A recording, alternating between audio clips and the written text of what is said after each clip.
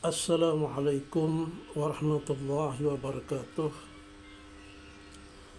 Bismillahirrahmanirrahim.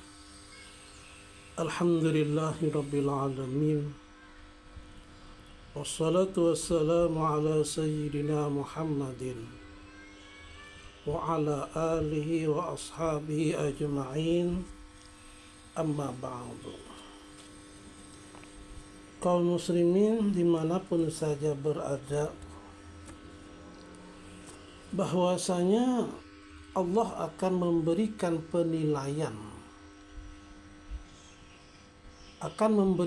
penilaian kepada manusia bahwa dengan takwa manusia bisa bahagia, bukan dari segi kuat atau lemahnya tubuh,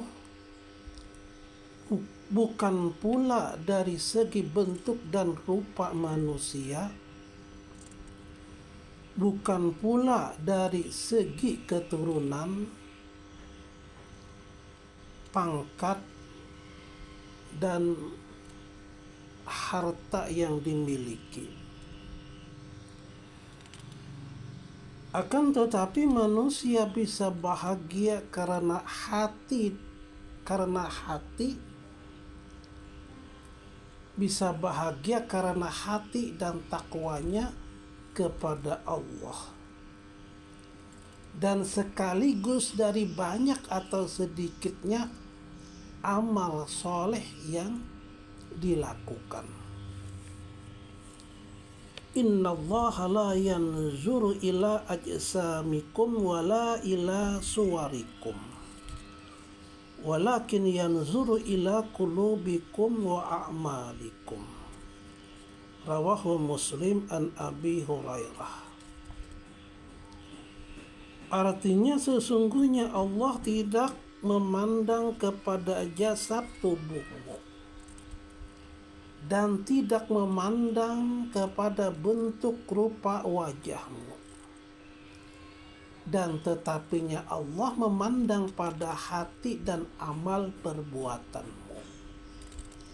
Hadis riwayat Muslim dari Abi Hurairah. Oleh sebab itu Allah menilai manusia itu dari segi takwanya dan dari segi amal soleh yang diperbuatnya. Bertambah amal soleh yang dilakukan manusia, maka akan bertambah mulia manusia itu di sisi Allah Subhanahu wa ta'ala. Amal soleh yang kita wujudkan, amal soleh yang kita maksudkan adalah terdiri dari beberapa macam. Antara lain amal soleh yang kita hubungkan dengan persembahan kepada Allah,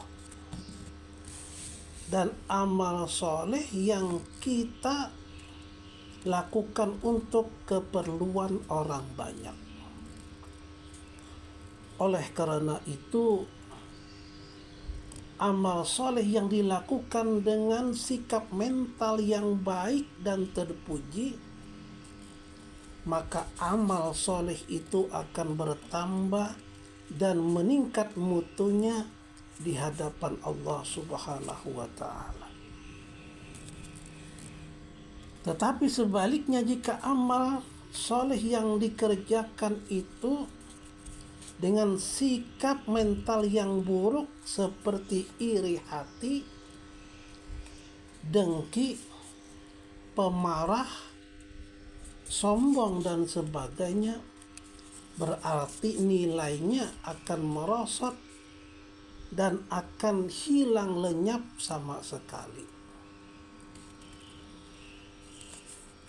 Pada suatu hari pernah datang menghadap Rasulullah Shallallahu Alaihi Wasallam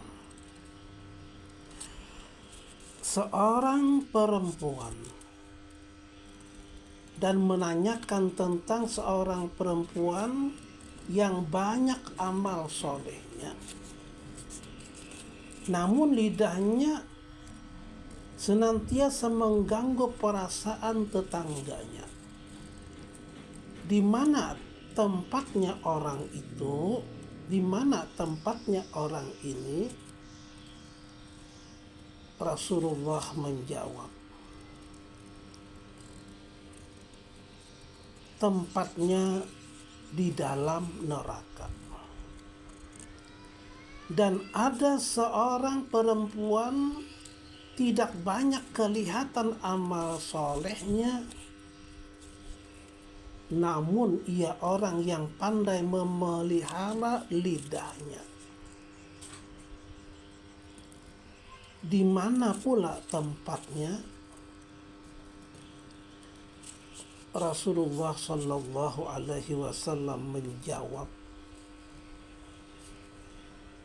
tempatnya di dalam surga. Lebih jelasnya, amal soleh yang disertai oleh akhlak yang tercela, disertai sikap mental yang tidak baik, maka ini tidak bernilai di sisi Allah Subhanahu wa Ta'ala. Adapun amal soleh, amal soleh yang disuguhkan kepada orang banyak, bisa dapat berbentuk perkataan maupun berbentuk perbuatan. Dalam bentuk perkataan, misalnya memberi petunjuk dan nasihat. Petunjuk dan nasihat yang baik kepada orang lain, agar ia betul-betul menjadi manusia yang taat dan menjalankan perintah agamanya dan bermanfaat kepada orang banyak. Memberikan kata-kata santun. Memberikan kata-kata santun semacam bimbingan ke arah yang baik. Itu adalah suatu amal soleh yang paling baik. Sebagaimana firman Allah di dalam Al-Quran, wa man ahsanu qawlam mimman da'a ilallah.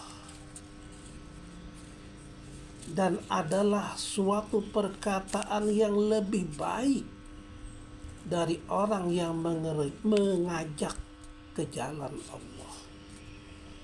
Dan adalah suatu perkataan yang lebih baik dari orang yang mengajak ke jalan Allah. Surah Fussilat ayat 33. Selagi napas masih ada dalam badan kita, marilah kita tingkatkan amal soleh semaksimal mungkin sebagai tabungan kita yang nantinya merupakan jaminan kebahagiaan. Dan marilah kita singkiri laku perbuatan buruk supaya kita terhindar dari kesengsaraan hidup di akhirat. Karena kita semua akan kembali ke sana untuk selama-lamanya. Itulah tujuan hidup manusia yang sebenarnya, yang tiada lain hanyalah untuk menyembah kepada Allah Subhanahu wa Ta'ala. Sampai di sini dulu. Assalamualaikum warahmatullahi wabarakatuh.